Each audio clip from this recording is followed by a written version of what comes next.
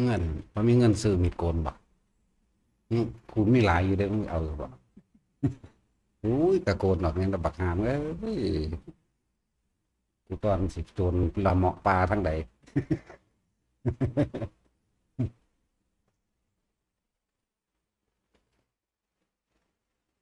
ทั้งว่าทำทั้งหลายย่อมเกิดแต่เหตุปมาปภาวะเยสิ่งทั้งหลายทั้งปวงสิเกิดขึ้นมาลอยๆบ่ได้ย่อมมีเหตุอันสมควรเพื่อเฮาปฏิบัติธรรมนั่นแหละเฮ็ดเล่นๆก็ได้เล่นๆเฮ็ดบ่จริงก็ได้ของบ่จริงเฮ็ดแบบฉีดตัวหมู่แต่ของนั่นแหละตัวเจ้าของความจริงมันก็ดีทั้งว่าทุกคนเต็มใจตั้งใจเต็มใจบริสุทธิ์ใจในการที่สิฝึกหัดตัวเองเมื่อความดีมันถึงแล้วมันจะเป็นไปของมันเองดอกคือเฮาภาวนานี่แหละบ่แม่นว่าแค่เว้าอ้างหมู่ว่าเฮ็ดอยู่แบบนั้นแบบนี้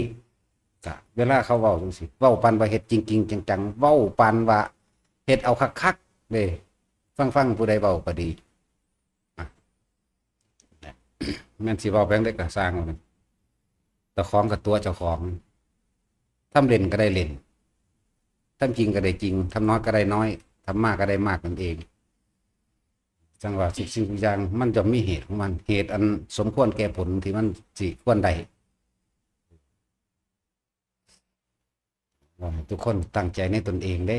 ความหลุดพ้นเจ้าของหลุดเอาเองได้บ่มีผู้ใดมาหลุดให้เด้ความเห็นสภาวะทั้งหลายในตัวเองอีกอย่างหนึ่งก็ว่าการได้ยินได้ฟังธรรมะข้อมูลข่าวสารเออเขาสิเว้าโดยหลักการนี่ยังก็ช่างเขาพวกเฮานี่เตือนเน้นย้ำกันอยู่เสมอการรับข้อมูลข่าวสารการฟังธรรมะฟังอย่าพึ่งขัดงัดอย่าพึ่งไปขัดขานแต่ก็อย่าพึ่งไปเสือจะขัดขานอย่าเสือเลยทีเดียวให้พวกเขานำสิ่งทั้งหลายที่ได้ยินได้ฟังมาพิสูจน์ด้วยตัวเองแต่ว่าถ้าได้ฟังแล้วอันนี้บ่เป็นประโยชน์เฮาก็ฟังไว้ซื่อๆคือบ่คัดค้านหรือว่าบ่สนับสนุนคือเห็นด้วยตัดสินว่าถูกคัดค้านไม่เห็นด้วยตัดสินว่าผิดนี่สำคัญเด้ออย่างตัวนี้เด้อบางคนยังปล่อยปะหลักการบ่ได้ต้องยืนยันว่าอย่างนี้ถูกอย่างอื่นผิดนี่เนี่ยแต่ว่าพอเห็นอารมณ์ความรู้สึกของเจ้าของเองว่าตัวเองกำลังยึดติดกับสิ่งใดแล้วตราบใดที่เขายังไปยืนยันตัดสินอันนี้ผิดอันนั้นถูกตราบนั้นเขายังเกิด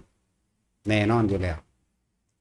ทุกอย่างเลยให้ทุกคนรับรู้เฉยๆรู้โดยไม่ต้องไปยืนยันตัดสินรู้ปล่อยรู้วางรู้ทิ้งทั้งหมดแต่ว่าในการอย่างนี้ได้ฟังของเฮามาอันนี้เป็นประโยชน์นำออกมาใส่ประโยชน์อันนี้เป็นโทษบ่เหตุมีต่างหากแต่โดยความสิไปตัดสินว่าผิดว่าถูกบ่ให้ตัดสินจะไปตัดสินยังเดี๋ยวฟังไว้เฉยๆนี่เห็นบ่ถือว่าสิ่งนี้ควรสิ่งนี้ไม่ควรนี่ที่พระพุทธเจ้าคนว่าอันนี้ควรอันนี้เป็นประโยชน์ต่อผู้คนหมู่มากและในความเป็นประโยชน์ถ้าคิดโดยรอบคอบแล้วไม่เป็นไปทำให้ผู้ใดผู้หนึ่งเสียชีวิตและทรัพย์สินไม่ได้ทำให้บุคคลผู้ใดผู้หนึ่งเดือดร้อนนี่ทำไปเลยนั่นแหละอย่าจังว่าเฮาเน้นอันใดเป็นประโยชน์มากที่สุดเทศเป็นโลดบ่ได้ขึ้นอยู่กับว่าคุณค่าของคนที่มานิยมชมชอบเด้แต่คนนิยมชมชอบพวกทั้งหลายเอาคนหมู่มากเป็นเครื่องตัดสินพวกโลกาธิปไตยเดี๋ยวว่าฟังเสียงความหมู่มากเป็นคนตัดสินแต่ถ้ามันผิดโดยธรรมแล้วผิดจากหลักแห่งธรรมะความเป็นจริงแล้วหนึ่งผิดจากหลักเป็นเครื่องกั้นขวางนิพพานเฮาสิบ่เฮ็ดแม้นพวกนั้นที่นิยมชมชอบคนล้านหนึ่งเห็นด้วยเป็นแท้เดียวกันแต่ว่าไม่เป็นไปเพื่อความผลผลเฮาบ่สนใจเลยแต่เฮาก็บ่ไปยืนยันตัดสินแล้วบ่จำเป็นต้องไปอธิบายยังกับไผอีกธรรมะมันเป็นอย่างสี่เด้อผู้ใดอยากถึงความจริงนั่นแหละมันคือว่านั่นแหละบุคคลที่เขาถึงมรรคผลนิพพานได้คือเพิ่นเปรียบเทียบไว้ดุจดังเขาโคคนสิบ่เห็นด้วยคนสิสู้ อบายภูมิเวียนว่ายแต่เกิดนี่ดุจดังขนโคอันใดมันหลายกว่ากันล่ะแล้วเฮาสิเอาคนหมู่มากมาตัดสินเฮ็ดหยังเฮาคือบ่เอาตัวเฮาเองโลดและความรู้ใดก็ตามเห็นบ่ล่ะที่ได้ยินได้ฟังมาแม้จะถูกผู้มีปัญญาพร่ำสอนแต่ทางว่าความรู้ใดก็ตามที่เราตถาคตได้พูดพวกเธอทั้งหลายจงอย่าเชื่อมันเป็นคำเว้าที่พิเศษแล้วก็วิเศษมากๆเลยสะกิดใจเฮามากๆจงอย่าเชื่อจนกว่าว่าจะได้พิสูจน์ด้วยตัวเองด้วยปัญญาของตัวเองด้วยความประสบการณ์ของตัวเองส่วนการพิสูจน์เข้าไปแล้วนั้นจริงหรือว่าจริงนั่นดูที่พวกเธอต่างหากมันไม่ธรรมดาเด้แต่ยังบอกว่าทุกคน เอาความจริงเป็นไงจึงเรียกว่าเอาทำเป็นไงเฮาสิกล่าวเฉพาะคำทุสะเจดีสัจจังเวอมตะเจดีเนี่ยสัจจังเวอมตะวาจาทุสะเจดีธรรมะเจติยังเฮาสิกล่าวเฉพาะคำจริงเท่านั้นคำบ่จริงไม่กล่าวว่าเอาทำเป็นไงทุกคนจังได้กระช่างเถิดสุดท้ายแล้วเฮาต้องตายและในระหว่างความตายนั้นเฮายังยึดติดสิ่งใดไว้มั่งความยึดติดนั่นคืออารมณ์ถ้ายังบ่ทันสามารถละอารมณ์ความรู้สึกด้วยความพอใจใดบ่พอใจใดเกิดคือเก่านี่จึงบอกว่าเครื่องวัดตัวเองเด้อไปก็ดีในการปฏิบัติธรรมมาทั้งเบิดปฏิบัติแบบใดก็ช่างถ้าสิเปรียบรุดดังบาแม่น้ำแล้วแม่น้ำนั้นมีอยู่40 สาย40 สายนี่หมายถึงแนวทางการปฏิบัติแต่ว่าไหลลงสู่ทะเลเดียวกันถึงทะเลคือพระนิพพานถึงพระนิพพานคือไร้อารมณ์ความรู้สึกในความยินดีพอใจในสิ่งทั้งหลายทั้งปวงบัดนี้เอาความรู้สึกของเขาเองเป็นเครื่องวัดตัวเองความรู้สึกที่ว่าพอใจกับไม่พอใจนั่นแหละวัดตัวเองนี่แหละจึงบอกว่าไม่มีผู้ใดมายืนยันตัดสินภายใดเด้เขาจึงเอาตัวเองนะวัดตัวเองไร้อารมณ์ความรู้สึกในความยินดีพอใจจบแล้วนั้นไผสิกล่าวคำใดก็ช่างบ้าแบบใดก็ช่างยกย่องมาเพียงใดก็ช่างมันสิบ่มีความรู้สึกในความว่าพอใจแต่มีความพอใจปุ๊บมันก็สิก็ยิ้มย่องมันก็สิยกอ่านตัวเองยกตนขึ้นมาอีกวันนี้ถ้ามีคนมาด่ามากล่าวมาใส่ร้ายมันก็บ่มีอารมณ์อหยังอีกบ่พอใจมันก็บ่มีเด้มันซื่อๆเฉยๆอยู่เพราะว่ามันรู้จักแล้วมันเห็นแล้วเลยบ่เข้าไปยึดมาเป็นอารมณ์เห็นสิ่งทั้งหลายทั้งปวงในโลกนี้ล้วนแล้วแต่เป็นไปด้วยความแตกดับนี่เห็นอนิจจังเห็นอนัตตาเห็นความเกิดเห็นความดับแล้วบ่ควรเข้าไปยึดมั่นถือมันทั้งหลายด้วยโลกธรรมเมื่อมีความสรรเสริญก็ย่อมมีคำนินทาเป็นธรรมดาเมื่อมีสุขคือเข้ายึดคือเก่าก็ต้องมีทุกข์เป็นธรรมดาเพราะว่าเข้ายึดสุขนั่นเกิดสุขนั่นดับแท้ที่จริงถ้าคนเข้าถึงความเป็นกลางได้แล้วบ่มีสุขบ่มีทุกข์สุขก็บ่เกิดทุกข์ก็บ่เกิดเพราะมีแต่รู้สิ่งนี้ควรสิ่งนี้ไม่ควรเด้แต่ว่าเน้นย้ำทุกคนจงอยู่กับตัวเองให้มากเถอะ อยู่กับตัวเองอยู่แบบไหนก็คืออาศัยการทรงฌานเจริญฌานด้วยอานาปานสติคือรู้ลมหายใจเข้าออกทรงฌานเพ่งคำว่าฌานก็แปลว่าเพ่งให้เพ่งเอายังเพ่งเอาความรู้สึกนึกคิดของตัวเองล่ะเพ่งเลยอยู่ในลมหายใจเข้าลมหายใจเพ่งอยู่ในกายเพ่งอยู่ในเวทนาคำว่าเพ่งอยู่ในกายทำความรู้สึกอยู่ในกายคืออานาปานสติลมหายใจนี่เป็นกายในกายอันหนึ่งเนี่ยถ้ามืออยู่กับลมหายใจในกายหนึ่งแล้วมันค่อยๆชินชำนาญไปก็เข้าสู่หมวดที่สองความรู้สึกที่สองก็เข้าสู่คำว่าเวทนาและกายเวทนาในเวทนานี่มันก็อยู่ในหลักแห่งกายเวทนาจิตนี่คือต้นบทนั่นแหละสะก่อนเห็นป่ะจิตในจิตคืออย่างสติกำกับจิตนั่นเองสติกำกับความคิดอาศัยลมหนึ่งอาศัยปีติสองเนี่ยแล้วก็สติกำกับจิตคือมันสิรู้ว่าคิดออกไปแล้วไปหาคนอื่นแล้วไปสั่งมโนกรรมทั้งอื่นแล้วคิดนึกเรื่องนั้นเรื่องนี้จังสั้นจังสี่เกิดความรู้สึกพอใจมั่งบ่พอใจมั่งแล้วสตินี่ดึงขึ้นมาให้อยู่ในกายคือเก่ามาเริ่มต้นดูลมหายใจนั่นแหละ เอิ้นว่าสติกำกับจิตกำกับให้มันมาอยู่ใส่กำกับให้มันมาอยู่ลมกรรมฐาน40อย่างมีอานาปานสติง่ายที่สุดบ่ต้องไปมีอย่างอื่นเข้ามาเป็นเครื่องประกอบ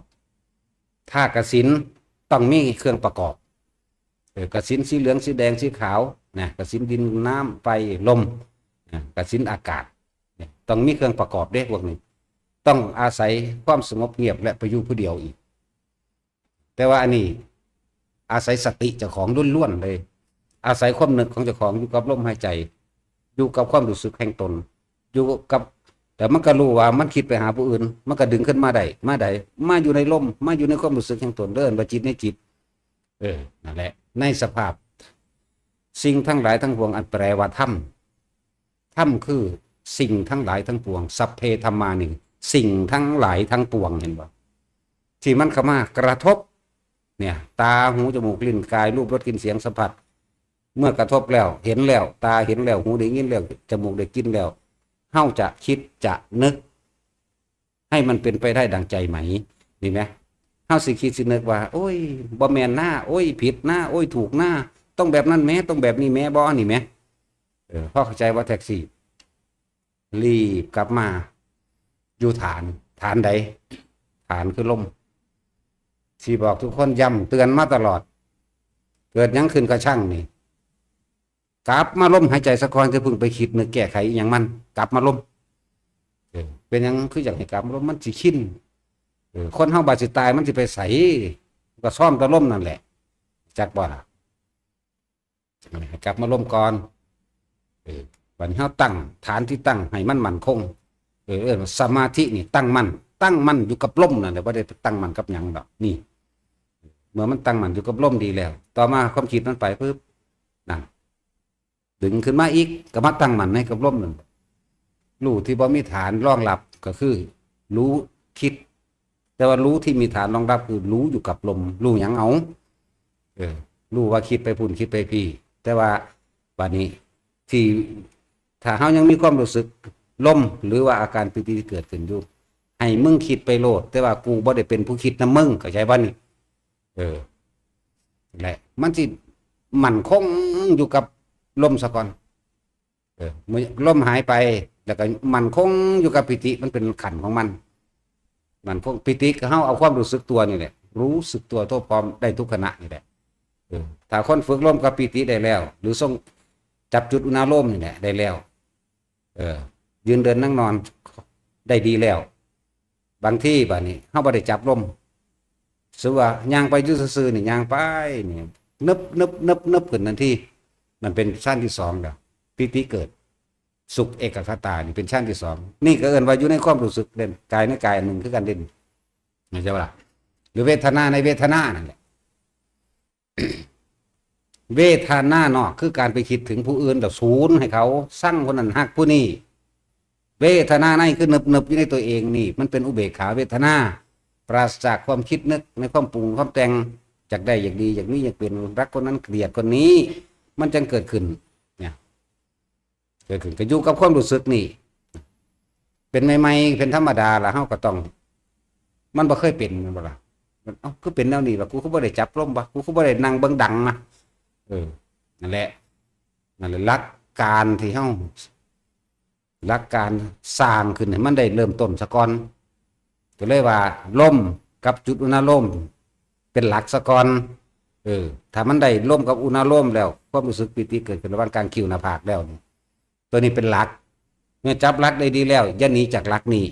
แม้นอีหยังสิเกิดขึ้นก็ช่างกลับมาหลักเก่ามันกลับมาสู่ลมหายใจนั่นแหละหลักเก่าก็เลยหนึ่งลมหายใจเข้าออกปิติเกิดเนี่ยเมื่อลมหายใจเข้าปิติเกิดแล้วเรียกว่าคานิกะสมาธิจิตได้ตั้งมั่นแล้วในขณะนั้นบัดนี้มันจะค่อยประคองไปจนถึงว่าลมนี่ก็หายไปแล้วเหลือเฉพาะอาการปิติบัดนี้อาการปิติโดยบ่ได้คิดเป็นนึกต่อมาเวลาเฮาเห็นนั่นเห็นนี่นอกๆนี่ล่ะเอานอกๆนี่ล่ะเฮาอยู่ในอาการปิติเฮานึบหรือว่าเฮาขับรถอยู่สิแม่เห็นนั่นเห็นนี่อยู่ถ้าเฮาคิด คิดแวบออกไปหาอันสิ่งที่เฮาเห็นปุ๊บตัวนี้หายทันทีเข้าใจว่าล่ะนี่เอานอกๆเห็นนอกๆบ่ทันได้เห็นในแบบสิ่งลึกลับหรือปรากฏการณ์ต่างๆที่มันเกิดขึ้นภายในนะบ่ทันได้เอานอกๆนี่ล่ะขับรถไปดีๆไปเห็นอันงัวกำลังส้นกันพุ่นฮึเขาบ่เบิ่งบ่นี่เฮาคิดออกไปแล้วตัวนี้หายทันทีเข้าใจบ่ล่ะรีบกลับมาลมหายใจใหม่นี่นอกเป็นบ่ได้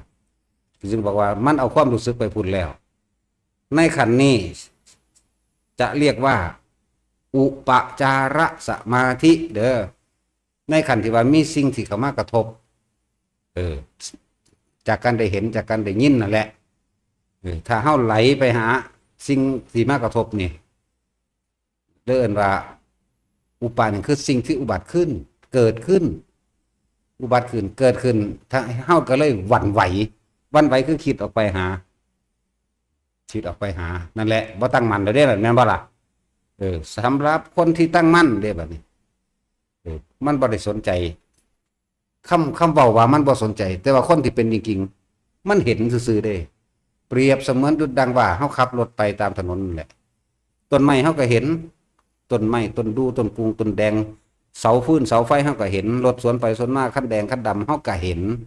แต่ว่าเฮาไม่คิดเข้าใจบ่จะว่าแท็กซี่แต่ว่าเฮาบ่คิดนั่นแหละมันก็เลยผ่านเข้าสู่อัปปนาสมาธิได้ความสงบอันหาประมาณไม่ได้เปรียบเทียบแต่เฮาสิเฮ็ดให้มันได้ตลอดบ่เท่านั้นแหละนี่ต่างหากอันนึงเด้อจริงๆมันเป็นสมาธิต่อเนื่องเด้ระหว่างคณิกะอุปจาระหรืออัปปนานี่มันเป็นชื่อสิเรียกในจุดต่างๆที่สะดุดซื่อๆเด้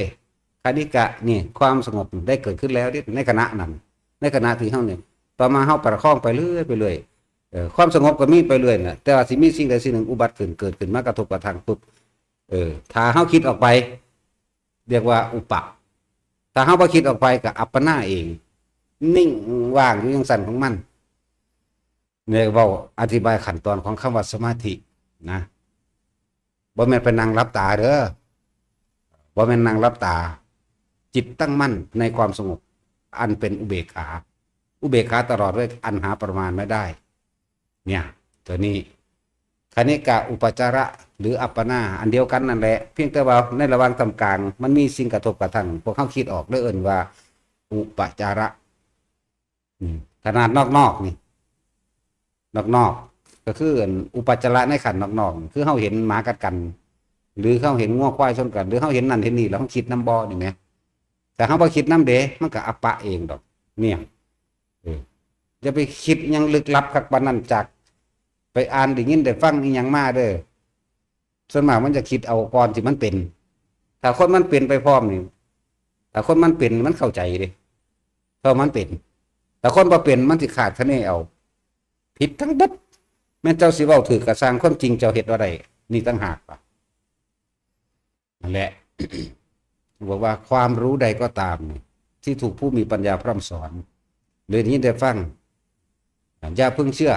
จากบ่ล่ะอย่าเพิ่งคัดง้างอย่าเพิ่งตัดสินว่าผิดหรือถูกยังจนกว่าจะพิสูจน์ทดสอบด้วยตัวเราเองนี่ต่างหากพวกนี้สิได้ของจริงพวกนั้นสิได้ของปลอมความรู้จำบังความรู้จริงจากบ่ล่ะเพียงสั้นอย่างนี้เด้สั้นแหละคือจังพระพุทธรูปบังพระพุทธเจ้าล่ะจากบ่ล่ะ พระพุทธรูปบังพระพุทธเจ้าเด้จังสั้นแหละบังความจริงที่เป็นนำออกมาแสดงตัวเองยังไม่ได้พิสูจน์จากบ่ล่ะพุทธะแท้ๆคือตัวเองพิสูจน์ได้เด้จังสั้นเน้นย้ำมันหน่อยที่สิมีผู้อธิบายลึกล้ำแบบนี้นะเรียกว่ารายละเอียดแม่นบ่เอาเพิ่นเว้าเพิ่นเขาเจ้าสิค้านอธิบายเขาเจ้าอธิบายซ้ำนี่ทิ่มเลยอันนี้เฮาพยายามที่จะเอาทุกเม็ดทุกหน่วยทุกรายละเอียดทุกกิทุกกีจังซั่นฌานก็เป็นพื้นเป็นฐานเป็นบาทของสมาธิ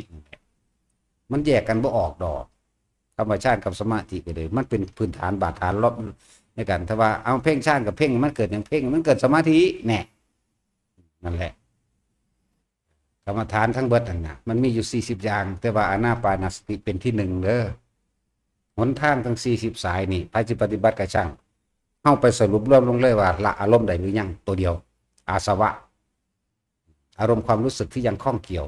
ถ้ายังคล้องอยู่นี่คล้องกับยังกระช่างคือเกิดเข้าใจบ่ล่ะถ้าบ่คล้องเลยเด้มันก็บ่คิดหยังตัวมันจังบ่คล้องมันบ่ล่ะจังซั่นแล้วทีนี้เอาตัวนี้เป็นการละละตัวนี้คือให้เฮารู้ให้เฮารู้ตัวเองนั่นแหละคำว่าละเอาตัวนี้เป็นการละก็ดีให้เฮารู้ตัวเองว่าเฮาบ่มีความรู้สึก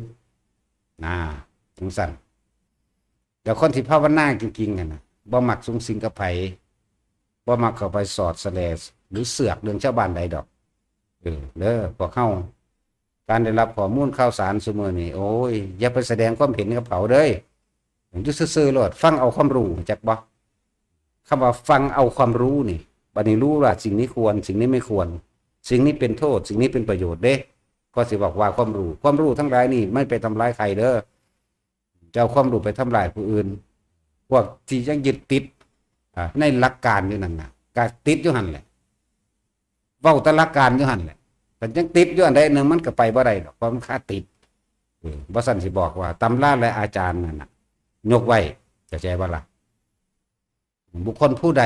รู้ธรรมจากท่านผู้ใดบุคคลผู้นั้นเป็นผู้สูงสุดของเขาคือให้ความเคารพเป็นกตัญญูอย่างหนึ่งถึงแม้ว่าเขาจะกล่าวถูกกล่าวตู่ใส่ร้ายเนี่ยแม้จะเป็นเรื่องจริงและไม่จริงก็ช่างควรยกคุณอันนั้นเอาไว้เหนือเสียงเหนือก้าวเข้าใจบ่ล่ะเพราะว่าเฮารู้ธรรมจากเขานี่แหละจึงบอกว่าเน้นย้ำอยู่เสมอว่าถ้าจะศรัทธาคอยศรัทธาหลักธรรมความจริงที่สามารถนำตัวเองออกเพิ่นแนะนำให้เราเฮากับฝึกงานปฏิบัติได้แต่ถึงว่าสำนึกบุญคุณจากถ้าบางองค์สมัยพุทธกาลก็คือกันมีเด้นั่งอันนึงมันก็ตัดอ้อยมามันก็ล่ำของมันนั่นแหละว่าคือจำพระพุทธเจ้ามากก็บ่รู้ล่ะเนาะมันก็ล่ำโอละนอนั่นแหละทุกอยู่ในโลกนี้ทุกอยู่ในขันธ์4ทุกอยู่ในขันธ์5ทุกอยู่ในขันธ์5ทุกอยู่ในขันธ์4ทุกอยู่ในโลกนี้ลงข่อยผู้เดียวถ้าองค์นั้นของยินหมุนปั๊บซะเจ้าของเลย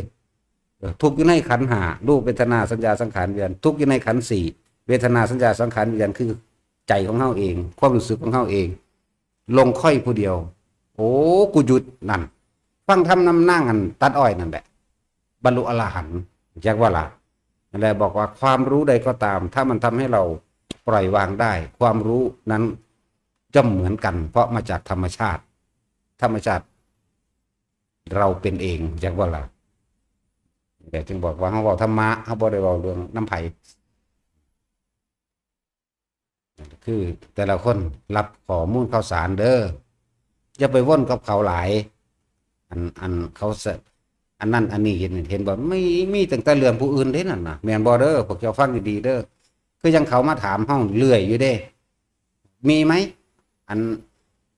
นนาคามีกลับมาเกิดมันบ่มีดอกแปลว่าผู้ไม่กลับมาในภพนี้มันบ่มีแล้วนั่นเห็นเด้อมันหลงตอบไปแล้วจริงๆบ่ได้หยุ่งเด้แต่ในตำรามันก็ว่าจังสันและของจริงมันก็เป็นจังสันคนบ่อยากได้อยากเป็นอย่างแล้วมันบ่มาเกิดแม้นคนปฏิบัติไปเนี่ยบ่รู้หยังหลักเมื่อถึงความบ่อยากได้บ่อยากเป็นอย่างแล้วมันบวชนั่นแปลงสันเด้ถ้าบ่บวชมีอุปนิสัยบ่บวชถ้าคือว่าขาดอะไรหนึ่งบ่มีอุปนิสัยได้บวชตายเมื่อนั้นเป็นอรหันต์อุบาสกหรือฆราวาสบรรลุอรหันต์ตายเมื่อนั้นบ่แม่น107 มื้อในตำราก็มีบางสันในของจริงกับสิว่าจังซี่ล่ะบ่หาตั้งแต่วานฆราวาสอรหันต์ดอกเอาพวกบวชก็พอแห้งแล้วล่ะเนาะบ่หาแต่ว่ามาถกเถียงกันจังซั่นดอกยากอยู่เด้เดี๋ยวเขาก็ว่ารู้ได้ยังไงเดี๋ยวกูก็ว่าขึ้นใดคือกันมึงรู้ได้ยังไงว่ากูไม่รู้คือกันนั่นแหละแม่นบ่ล่ะแท็กซี่บ่สั่นสิว่ามาเบิ่งภารกิจกูดิมากูอยู่ไสมาเบิ่งแม่นบ่สั่นกูท้าทายปานนั้นตัวเนาะมาเบิ่งดูอยู่ไสมีอยู่บ่ขนาดนั้นแล้วเจ้ากูบ่เป็นหยังเด้แต่กูคงท้าไปจังซั่นท้าไปซื่อๆเพราะว่ามันมีผู้ใดมาเบิ่งได้ดอกนอกจากเดาแม่นบ่เดาเอาแต่ของบ่แม่นจิตเขาบ่แม่นความคิดเขาบ่แม่นเนื้อหนังมังสาและความรู้สึกของเขามันสิเอาหยังมารู้แม่นบ่ล่ะจังซั่นแหละแต่ก็ว่าญาติโลดไปสิเบิ่งโลดนะ เบิ่งดากกูนี่ก็ได้เห็นแตะดากนั่นน่ะอีดินนั่นแหล้วเฮ็ดให้เห็นก็ได้เฮ็ดบ่ให้เห็นก็ได้เฮ็ดให้เห็นแตะดากก็ได้เนาะแท็กซี่ ไว้ถ้าของจริงของแท้มันออกมันสิออกบ่ได้มันสิเป็นจังได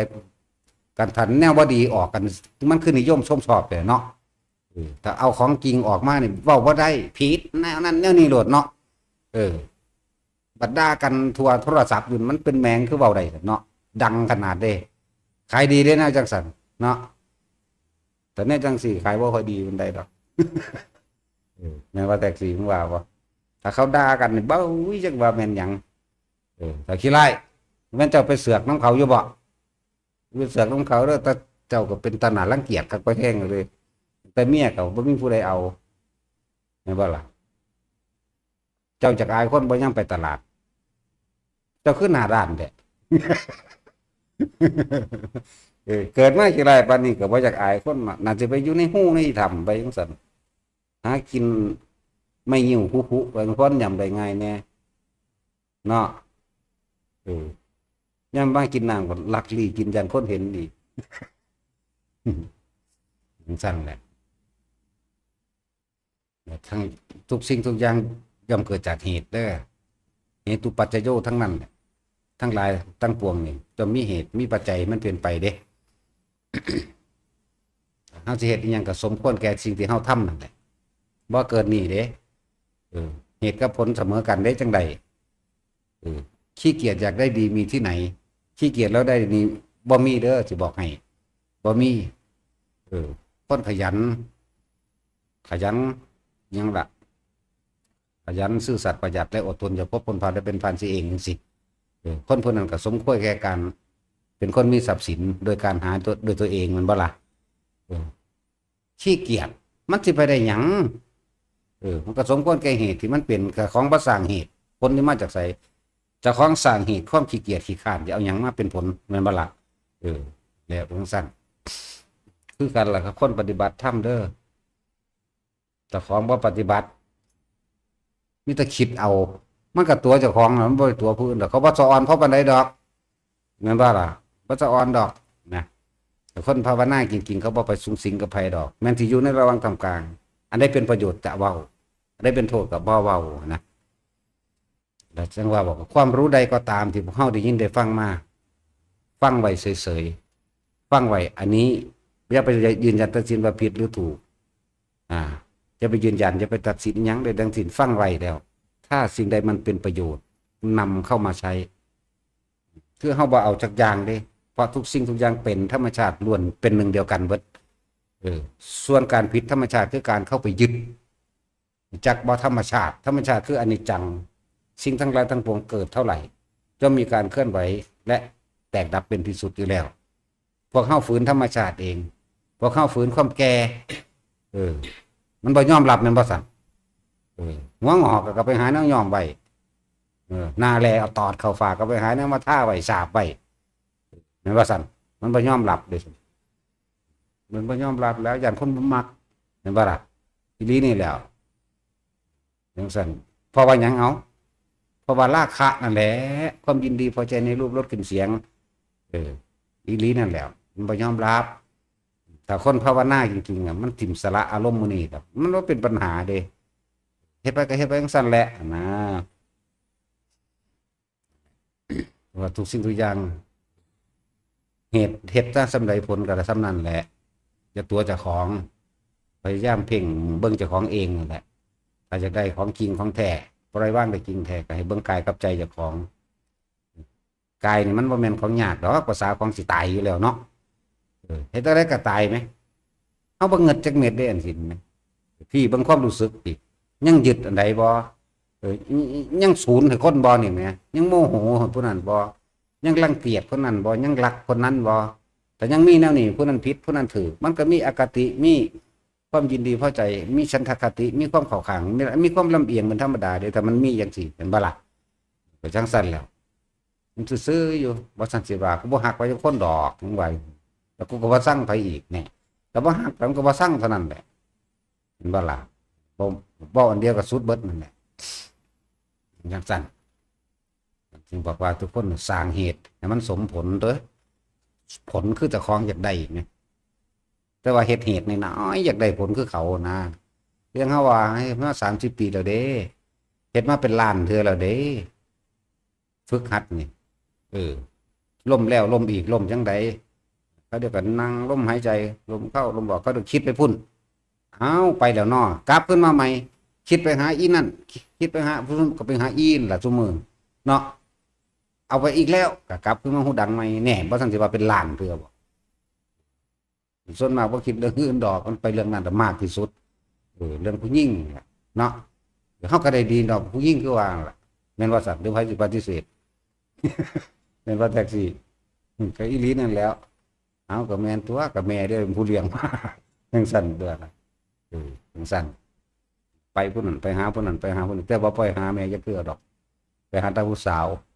ผู้เฒ่าก็บ่ค่อยคิดพ่อปานใดเด้เนาะถ้าขี้ร้ายหรือจะคิดพ่อผู้เฒ่าก็ขอบ่มาก็หาแต่ผู้สาวเลยก็เดี๋ยวก็คิดไปหาผู้นั้นคิดหาผู้นี้จื้อก็บ่ได้เท่าใดล้านคนบ่มักเบิดเอาโลดจังมันเป็นแนวใด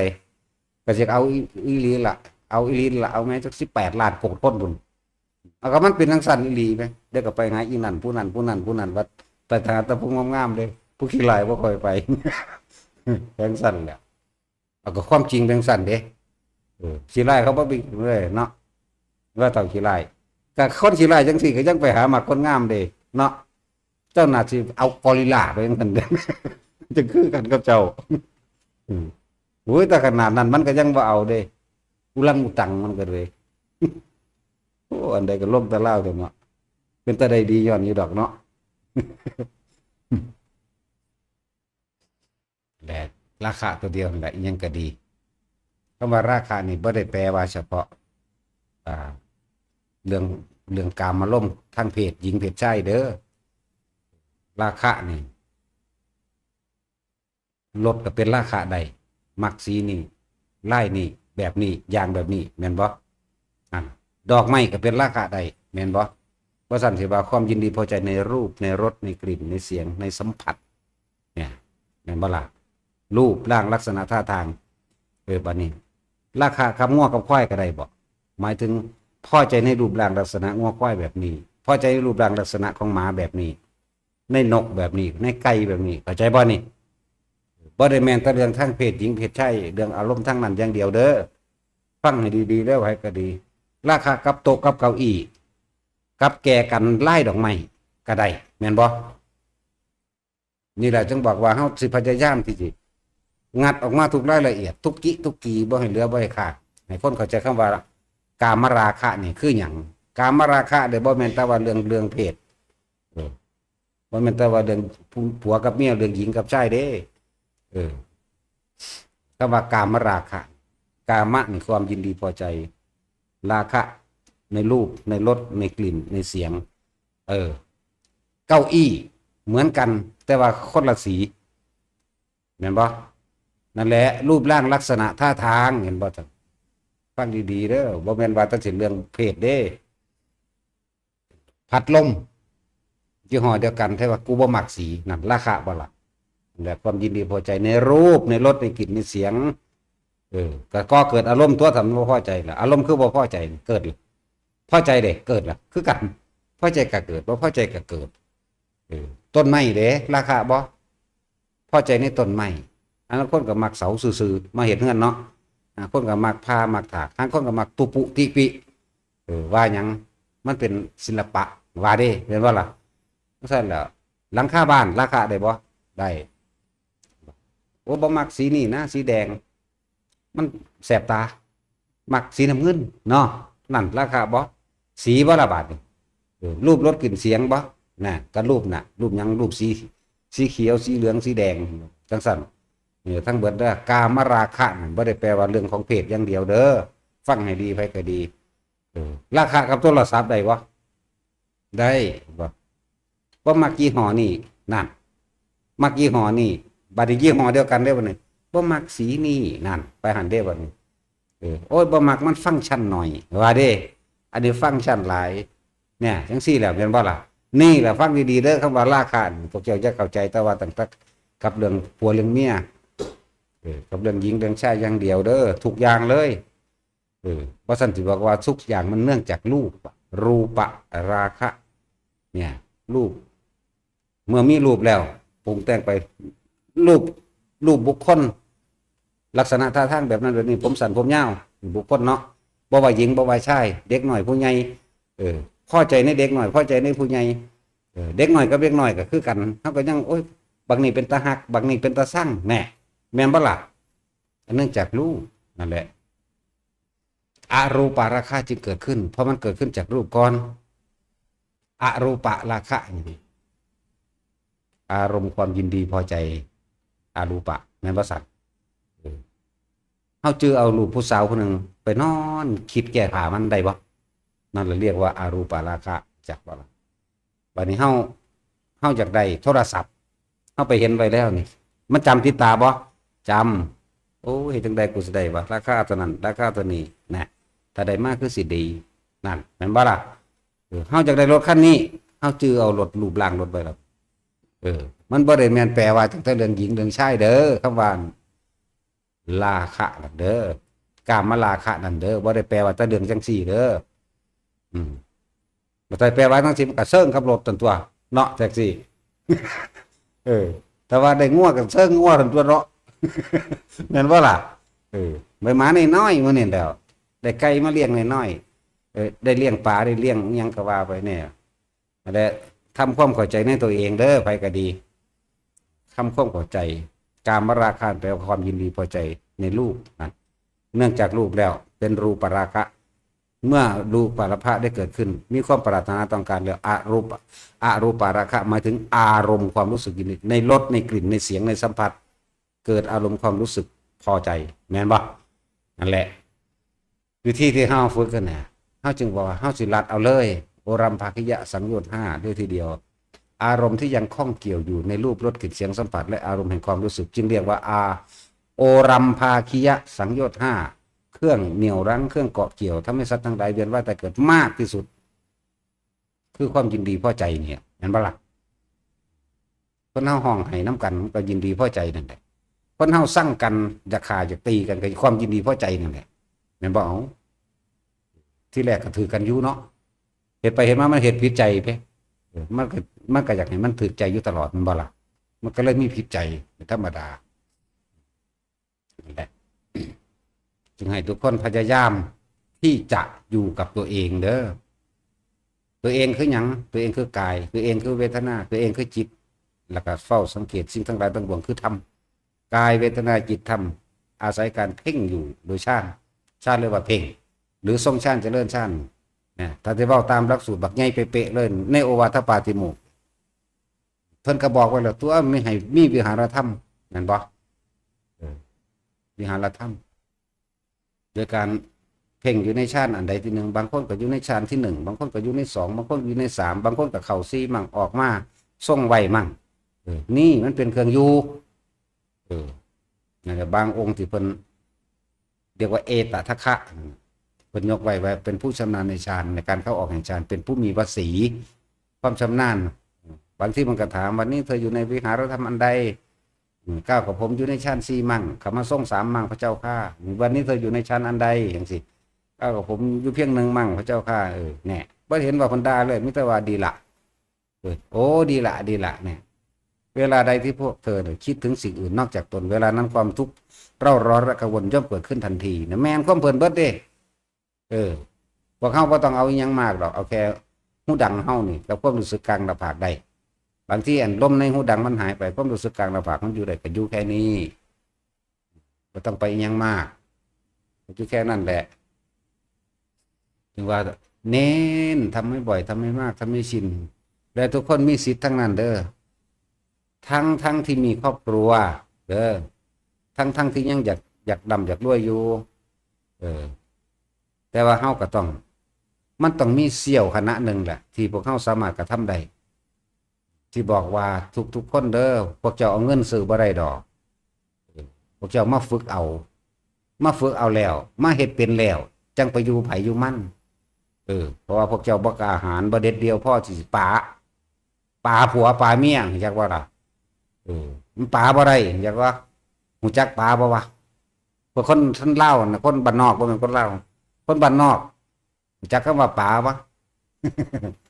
ทิ้งอันเนี้ยแต่ตัวเองบ่เด็ดเดียวพอสิตัดขาดได้เนาะจะฝึกเอาตัววันหนึ่งนี่สมมุติว่าเอาชั่วโมงละนี่แต่เฮ็ดไปแล้วเด้อชั่วโมงละ2 วินาที3 วินาทีอ้าวชั่วโมงนี่กูได้2 วินาทีชั่วโมงต่อไปกูได้3 วินาทีชั่วโมงต่อไปกูได้1 วินาทีค่อยๆสังสมไปนะและเมื่อเวลาเกิดเรื่องเล่าต่างๆนานาสารพัดคิดบ่ออกบอกบ่ถูกแก้ปัญหาบ่ได้กลับขึ้นมาอยู่ลมหายใจตัวเองหมดนะจะเรื่องว่าเมียนมันไม่มีอานิสงส์มากเด้อการทรงชาติเจริญชาติสะสมไว้ถ้าจะเป็นบุญก็คือบุญจริตอันนี้เป็นบุญที่เกิดขึ้นเองไม่หายไปไหนหายบ่เป็นจนกว่าจะถึงพระนิพพานมีคือเก่ามีคือเก่าบ่คือบุญจริตอันเกิดจากการให้ทานพวกนั้นใส่ไปมันเบิดเป็นของวัตถุนั้นเบิดเป็นคือกันล่ะครับกายของเฮาตายเป็นแต่ว่าใจตายไม่เป็นคือกันเลยถึงสั่นใจนี่ตายบ่เป็นเขานิพพานแล้วก็อยู่ในนิพพานนั่นแหละทางบ่เป็นเมืองเด้อจังสั่นอยู่ในสิ่งที่มีอยู่แต่บ่มีอยู่ในสิ่งที่มีเข้าใจว่าล่ะบ่แม่นตาเข้าใจดอกว่าบ่ทันได้เคยได้บ่ทันได้เคยเป็นอยู่ในสิ่งที่มีอยู่แต่ว่าบ่ได้อยู่ในสิ่งที่มีเนาะแล้วว่าแต่ละคนฝึกหัดเอาเวลาใดขณะใดครู่ใดแม้2 วินาที3 วินาทีที่โบราณเป็นบอกไว้ชั่วช้างพับหูแลบดินหรือช่วงขณะฟ้าแลบนั่นแหละลดแห่งพระนิพพานเป็นจังซั่นมันว่างจากความคิดนึกใจบ่ล่ะว่างจากความคิดนึกได้ตอนถ้าบ่มีความคิดนึกมันบ่มีทุกข์เด้เข้าใจว่าอะไรนี่แต่จังว่าฝึกไปอยู่เรื่อย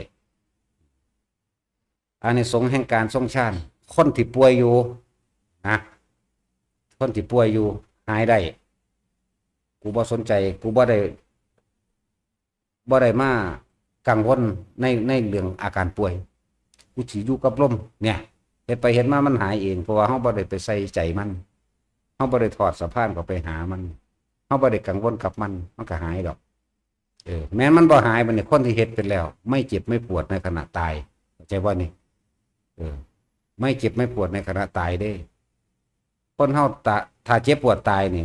ก็เห็นบ่ห้องอีกเอกากนั่นเวลาสิตายห้องอูกอยู่คืองัวคือควายก็มีห้องคือหมูก็มีเด้อนั่นแหละเพราะว่าเขาบ่ใส่สั่งสมสิ่งเหล่านี้คือบุญคือความสงบขออันบุญอันนี้เฮาสิเอาความสงบอันเกิดจากลมหายใจเฮาเองเฮาบ่อาศัยสิ่งอื่นเฮาอาศัยพึ่งตัวเองพึ่งธรรมความจริงนั่นตนเองพึ่งตนเองพึ่งล่มตนเองการกรรมฐานจากอื่นยังพึ่งสิ่งอื่นเด้แต่ให้รักกสิณนี่ก็ต้องอาศัยไปแต่งรูปกสิณเพราะแห้งอยู่หรอกไปหาตักกระดาษขาวมากกับตักกระดาษเหลืองกับกระดาษสีตักกระดาษแดงดังไฟกองไฟเพ่งดวงอาทิตย์เพ่งดวงจันทร์เพ่งเทียนเนาะแต่กสิณอย่างอื่นก็ดีถ้าพิจารณาอสุภะก็ต้องไปจดจำเอารูปร่างคนตายไม่คนบ่อยากให้เพ่งผมก็งามคือเก่าหั่นแหละตายไม่จะไปเพ่งตายเก่าตัดเป็นท่อนเฉพาะกระดูกมั่งเฉพาะผมคนเล็บฟันหนังมั่งแล้วแต่อะไรทั้งนั้นเนี่ยมันยังเพ่งมันยังพึ่งสิ่งภายนอกอยู่เด้ว่าถ้าว่ากสิณก็ดีนั่นแหละหลายอย่างมันอธิบายบ่เบิดดอกแต่เฮ็ดมาเบิดทุกอย่างแล้วมาตายน้ำมันอานาปานสตินี่แหละเพราะว่ามันเป็นแค่เครื่องอยู่เวลาใดที่เฮาระงับได้เป็นอาทิตย์อยู่ดอกแต่ว่าโดนกระทบกระทั่งไปเรื่อยเลยศูนย์เด้ยังมีอารมณ์อยู่นะบัดนี้เฮามาเฮ็ดระวังเครื่องกลางๆคือการทรงชาตินี่แหละสมถะกับวิปัสสนาสมถะทำให้จิตว่างวิปัสสนาทำให้ว่างจากจิตจากว่างจากความคิดความคิดพุทธแต่ว่าเฮาบ่คิด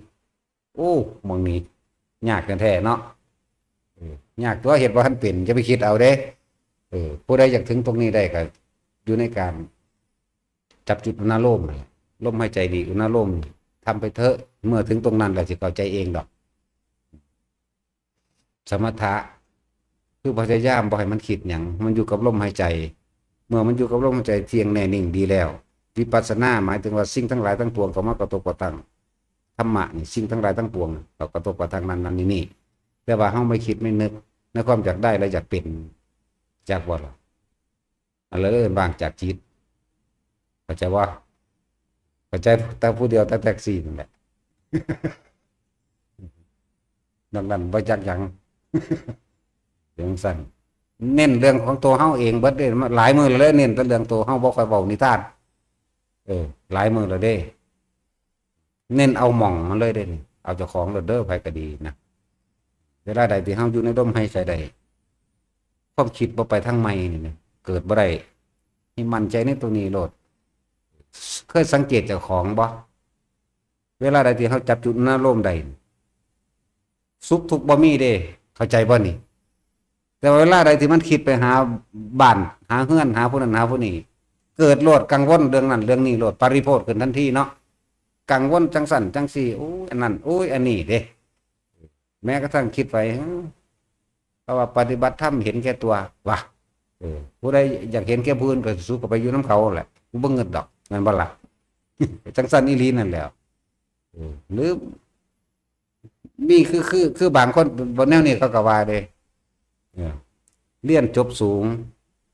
ฐานะร่ำรวยเนาะเรียนจบสูงฐานะร่ำรวยแต่เห็นคนเขาว่าเบิดทางไปนั่นก็มีเด้พุทธิบอกให้พระพุทธเจ้ารวยก็สูพุ่นเพิ่นก็ถิ่มเหมาแล้วความรวยของสูนี่เห็นผู้ใดพ้นทุกข์ได้อยู่บ่นั่นแต่ว่าเห็นแค่ตัวเนาะสูตายเนี่ยก็บ่มีผู้ใดจื้อสูได้ดอกแต่ว่าธรรมะพระพุทธเจ้านี่บ่มีวันตายเห็นบ่พระพุทธเจ้ากับธรรมะเนี่ยตายบ่เป็นเด้อยู่จังสี่แม่นบ่ล่ะสู้รวยสู้ซอยไผเดี๋ยวนี้เนาะสู้ซอยไผถ้าเขาให้หมาสู้ก็ยังท่วงพุ่นน้ำมันอยู่เลี้ยงไว้เฝ้าบ้านแม่นบ่ล่ะจริงหรือว่าจริงล่ะแต่มึงสิเสียสละหาโคตรพ่อโคตรแม่บ่ตั้งใดแต่มึงว่ารวยแต่ว่าคนเขาวัดคนบ่มีทางไปว่าซั่นผู้สิบอกให้พระพุทธเจ้ารวยก็สูพุ่นมหาจักรพรรดิครองโลกทั้งสี่เข้าใจบ่ล่ะมึงรู้จักพระเจ้าวิชิตาวีบ่ครองโลกทั้งสี่พุ่นเด้นั่นแหละจักรพรรดินั่นน่ะด้วยก็สูบ่สั่นสูฮอดบ่ฮู้จักซ้ำโลกทั้งสี่จักแม่นหยังแม่นบ่สั่นนั่นแหละแล้วเงินทองที่หามาได้นั่นแหมมันบ่ได้มีประโยชน์ได้นั่นแหมสูซื้อตั้งแต่ไฟมากินเผาหัวใจสูได้เข้าใจบ่ล่ะกินแล้วก็อ้างเขาว่าอาหารกาแฟถ้วยละ180ถ้วยละ200นั่นมันบ่ได้มีประโยชน์เด้นั่นแหมกินไฟเผาเจ้าของได้นั่นแหมแล้วก็ไปดูถูกผู้อื่นพูดหายังกาแฟคาปูชิโน่ยังแล้วกูก็บ่เคยกินจักเทื่อหรอกกูถูนแล้วก็เลยเว้า แม่นหยังบุหยังบ่แล้วคุณภาษาจังสั่นให้ได้ประโยชน์จากสิ่งเหล่านั้นบ่ได้มีจึงบอกว่าบ่มีประโยชน์ดอกพวกรวยๆก็ดีบ่ได้มีประโยชน์จักหน่อยก็ป่วยอยากเอาเงินมารักษาน่ะลองเบิ่งดูมีเงินแสนเงินล้านก็มีความหมายหากร่างกายบ่แข็งแรงเนาะสู้ยามองตาลูกท้อบ่ได้หรอก เนาะตัดสิน อีหลีนั่นแล้วจังซั่น แล้วมึงป่วยสงเงกดูมึงสิคิดพออีหยังบัดเอาเงินหลายๆเอาแต่มึงซื้อสุขภาพมึงขึ้นมาได้แต่ธรรมะนี่สามารถสุขภาพแข็งแรงได้จนตายสู้บ่ได้แข็งแรงจนตายดอกนาลองเบิ่งกันนะตายเสมอกันเด้แต่ว่าความสุขความทุกข์อันใดมันจะมากกว่ากันต่างหากนั่นแหละอย่าประมาทหลายสู้บ่เคยขึ้นสู่ห้วงอวกาศเอาแค่หมื่นโลกธาตุนี่กูก็อยู่ปวดของจักแล้วเหลือมาเบิ่งในโลกจักกูอยู่หม่องใดของโลกจักโลกกูอยู่ไสพร้อมมันไม่ธรรมดาเด้สู้บ่ทันได้เคยขึ้นไปฮอดปานนั้นซ้ำมาหาดูถูกคนว่าคนบวชนี่คนบ่มีทางไปคนเบิดปัญญามึงบ่เบิ่งบ่ถ้าอยากเศรษฐีเท่าใดล้านพันล้านแสนล้านเขาคือสละออกมาบวชได้มึงได้เสี่ยวกับผู้นั้นบ่หลวงพ่อปริปุณโญนั่นเห็นบ่ล่ะจังซั่นแล้วเสี่ยวเขาบ่อันที่ว่าวานด้วยพระกำกานั่นมันบ่แม่นรวยได้จังซั่นทุกข์อันนั้นทุกข์นี่จักว่าล่ะลองมึงรู้มึงสื่อความป่วยได้อยู่บ่มึงสื่อความบ่ให้มันป่วยได้บ่นั่นบ่ล่ะ มึงซื้อความตายได้บ่ล่ะแล้วมึงซื้อเอาความทุกข์ออกเบิดแล้วเหลือแต่สุขอย่างเดียวได้บ่เอาบ่มีทางมึงป่วยคือเก่ามึงก็ตายคือเก่านั่นแหละนั่นแหละคนที่รวยกว่านั้นก็บ่ที่เขาสละออกมาบวชนั่นน่ะเบิ่งในไปหยังสามีเงินนั่น2-3 ล้านโอ้ยสายขี้ดังเพราะนั้นนึงก็กล้าอ้างแล้วก็ไปดูถูกผู้อื่นหัวเราะเยาะคนเขาวัดว่าบ่มีปัญญาว่าซานเขาทิ่มตำแหน่งอหยังมาเนี่ยเพราะว่าเขาเห็นของจริงแล้วเขารู้แจ้งโลกหมดแล้วมีแต่สูแล้วทางดำมืดลงไปอย่าหาเว้าบ่มีปัญญาเฮ็ดแล้วก็เลยแม่นบ่ซั่นบางคนตำแหน่งบักไงล่าออกจากตำแหน่งเงินบักหลายเทั้งยศถาบรรดาศักดิ์เทั้งรวยเด้แม่นบ่ล่ะมีอำนาจในการข่มเหงคนก็ได้แต่ว่าเขาคือบ่ข่มนะเขาคือออกบวชได้ใช่ไหมที่หนึ่งเลยเฮายกขึ้นให้คือพระพุทธเจ้าอยู่แล้วอีก7 มื้อสิได้เป็นมหาจักรพรรดิเด้นั่นครองโลกทั้ง4เป็นหยังคือเอาถิ่มได้นั่นจังซั่นแหมและอย่าหาประมาทได้แล้วความรู้ที่ได้นำมาสอนโลกความรู้ที่เฮ็ดให้โลกอยู่ดีก็ความรู้จากพระพุทธเจ้าเด้ตัวนี้เด้บ่แม่นความรู้จากหมอจากหมาสุไปเรียนมาเด้ไปก็ดีแม่นบ่ล่ะสู้รักษาคนตายได้บ่เนาะรักษาบ่คนตายแหมมึงสิเก่งทำาใดพวกหมอก็เลยเนาะรักษาบ่คนตายรักษาบ่คนเฒ่าแต่ว่าหมอก็ดีกูเห็นแต่มึงหันข้อกันตายอยู่มันหึงมันหวงกันแน่แต่ว่าไปผ่าตัดคนควรสิบรรลุมันบ่ไปบรรลุเด้ศูนย์ก็เก่าอีกจังซั่นแล้วนั่นแหละถ้าปราศจากความจริงคือธรรมะที่พระพุทธเจ้านำมาแสดงแล้วอิหยังก็บ่มีความหมายหรอก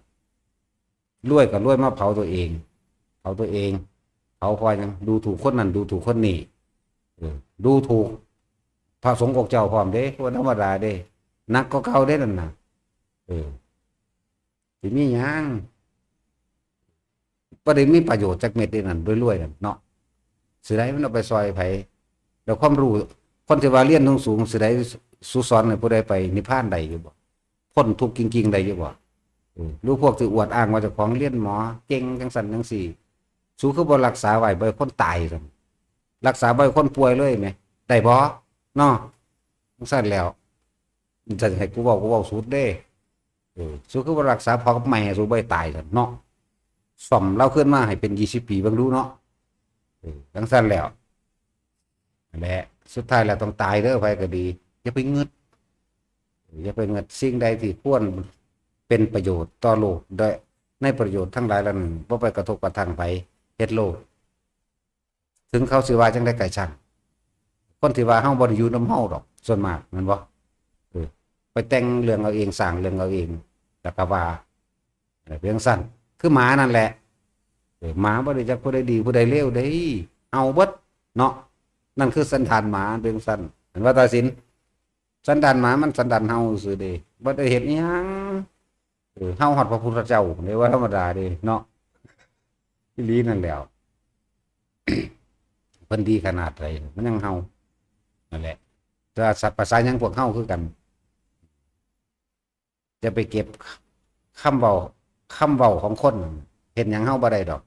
ถ้าเฮาบ่เก็บคำเว้านั่นก็มาคิดเด้อแม่นบ่เอาทั้งคำเว้าดีและคำเว้าร้ายเพราะว่าคำเว้าดีสำหรับเฮาก็บ่มีแล้ว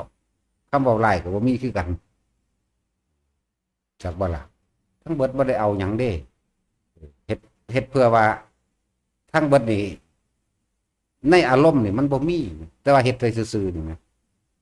ถ้ามันมีอารมณ์แสดงว่ามันคิดมักย่องอยู่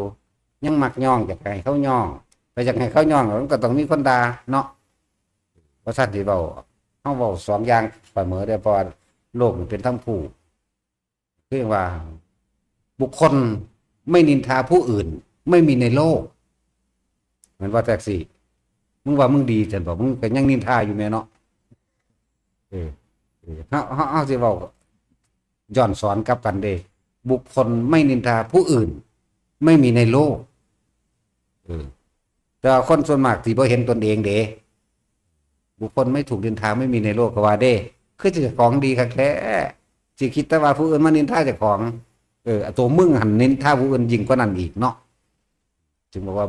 บุคคลไม่นินทาผู้อื่นเนี่ยไม่มีในโลกเด้เนาะนั่นแหละจังสั้นแล้วก็เว้าจังสี่ย้อนมาหาเจ้าของเด้นี่ความหมายนี่เป็นจังสั้น และทุกครั้ง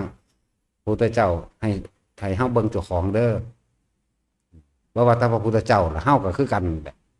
เฮาก็จนเห็นแล้วล่ะเฮาจังเว้าเต็มปากเต็มใจบ่ขัดบ่ของบ่ค่ายหยังเฮาก็เบิ่งเจ้าของและทำความเข้าใจเด้อคำว่ากามราคะแปลว่าหยังทุกอย่างมันเนื่องจากรูปผู้ใดอยากละรูปใดต้องเข้าสู่ลมหายใจนั่นแหละเมื่อเข้าสู่ลมหายใจแล้วความคิดปรุงแต่งเรื่องอารมณ์ความรู้สึกในความพอใจบ่พอใจมันเกิดขึ้นบ่ได้เลยผู้ใดตายในลมหายใจใดก็เลยบอกว่าอย่างน้อยๆเฮาก็ได้อนาคามีนั่นนอกนั้นก็บางคนได้คณะที่ใจขาดพอดีก็มีเด้ออรหันต์นั่นนะนี่เว้าอย่างน้อยๆเด้เพราะท่านได้บอกอย่างหลายพออย่างหลายคนนั้นมันบ่มีมันบ่มีเด้มันเป็นก่อนเนาะเป็นสัตว์อย่างน้อยๆทุกคนก็ได้นะครับมีฝึกไปเถิดคนเฮาเวลาสิตายแท้ๆแล่นหาที่พึ่งเมื่อหาที่พึ่งอย่างอื่นบ่ได้แล่นเข้าหาลมเจ้าของเองเพราะฉะนั้นถือฝึกให้มันชินเวลาสิตายมาป่วยมาเนี่ยหัวอยู่ใกล้ๆเมียอยู่ใกล้ๆเป็นได้เท่านั้นแหละไปจะไปหู้วันห่อนหลังสิใหม่เนื้อสิสีกเนื้อสิแตกออกมันธรรมดาเด้บ่ได้หู้รับกันได้เด้นั่นแหละว่าอย่าประมาททุกคนมีความสามารถเสมอกันแต่นี้จากความสามารถของตนมันอยู่ในตนไปแห้งเดินล่มก็อยู่ในถึงไหมอยู่ในหูดังเท่านี้แค่นึกถึงลมหายใจเขาออกมันไปมั่งก็กลับมาไหมมันไปมั่งก็กลับมาไหมเป็นธรรมดานั่นแหละจะพึ่งไปเทียบผู้เพิ่นเก่งไหมเนาะเฮ็ดเท่าที่จะของเฮ็ดได้สักก้อนเลยเว้ยจะไปเทียบผู้เพิ่นเฮ็ดได้แบบว่างถิ่มเบิดทุกอย่างได้เพิ่นบ่ได้เฮ็ดหยังดอกละอันนั้นเบิดงานเพิ่นบ่ฝึกแล้วแต่ว่าเพิ่นยังฝึกอยากว่าล่ะฝึกผู้อื่นเพิ่นเบิดงานแล้วเพิ่นกำลังฝึกแต่ว่าเพิ่นทำเป็นคติตัวอย่างอยากว่าล่ะหลวงปู่หลวงตาเฮาบ่หลวงปู่หมันหลวงตาบัวหลวงปู่หมันเฮาบ่เห็นดอกเฮาเห็นตั้งแต่ทางในเท่านั้นแหละก็ได้เพิ่นนั่นได้แส่ฟาดเอาเห็นบ่เป็นข้องลาดฟาดถึงมาเป็นอีหลีเด้ว่าธรรมดาเด้นิมิตอีหยังจังนิมิตเป็นเจ็บอีหลีเห็นมั้ย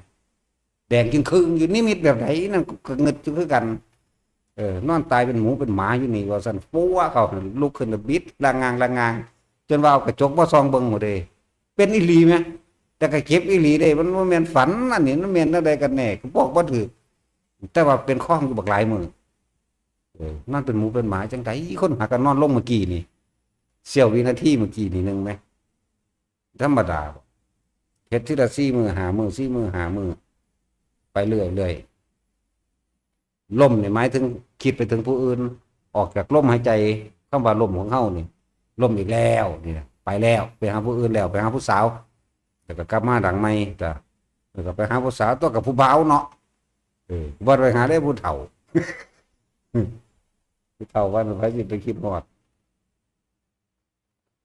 เห็นว่าเฒ่าขี้ไล่จะคิดฮอดผู้เฒ่าอยู่บ่นั่นเห็นว่าขนาดขี้ไล่ปานนั้นแทนที่สิไปคิดถึงอันไม่ผู้คิดถึงหมีไปจังซี่แม่เนาะเรายังบ่คิดถึงประเภทเดียวกันกับเรากูลั่งกูตังกูเป็นไงแน่จังซั่นแล้วยังไปคิดฮอดผู้สาวอยู่เฮาก็คิดฮอดผู้สาวคือกันนั่นแหล้วจังซั่นแล้วไปแล้วนี่ปั๊บออกจากร่มไปแล้วเนี่ยดึงมาใหม่เพราะฉันสิบอกว่าเฮ็ดเป็นล้านเทื่อละเด้อบ่ได้แม่นน้อยๆเด้ว่าเวลาอย่าไปเทียบเพิ่น เอาเฮ็ดได้สำแล้วซั่นซะก่อนคือจังผู้เพิ่นเป็นพระอรหันต์แล้วจังคือหลวงปู่บัวเฮานี่หลวงตาบัวนี่บ้านตาดเฮานี่เดินจงกรมตัดนิ้วตีนออกก็ยังเดินจงกรมได้ว่าธรรมดาเด้เบิ่งดูอยากให้ลูกอยากให้หลานอยากให้ลูกเต้าแล้วหลานได้ดีขนาดนั้นเดินจงกรมตัดนิ้วตีนเด้อแต่ว่าเดินคือเก่าเอาแนวพันไว้โตโซไปเฟี้ยไปนั่นล่ะเพิ่นเฮ็ดเป็นคติให้เป็นตัวอย่างให้เฮาแต่ว่าที่มาทั้งเบิดนี่ได้มาจากหลวงตาเด้นี่ว่าน้ำมันทางเว้าแผงๆกูหลวงตามันอยากด่าคนโลดคือหลวงตาด่าโคตรพ่อโคตรแม่นี่เนาะด่าโคตรปู่โคตรย่าไปพร้อมมันอยากลืนความหลวงตาอยู่นะ คตรปู่โคตรย่าโคตรผัวโคตรเมียโคตรตาโคตรยายมึงเลยดิหลวงตาเราสิได้แค่ว่าโคตรพ่อโคตรแม่มึงไม่เคยเห็นเหรอซื่อๆเด้ภาษาพญานาคอะนะนั่นลูกโคตรพ่อโคตรแม่โคตรปู่โคตรย่ามันอยากลืนคู่อยากบ่ล่ะวัดตาสินจะเคยยินอยู่บ่เพิ่นได้นี่เนาะโคตรพ่อโคตรแม่เท่านั้นนั่นเด้อันนี้โคตรตาโคตรยายมึงเหลือพร้อมโคตรปู่โคตรย่าพร้อมเด้เนาะสั่นแหละเอาสมทาน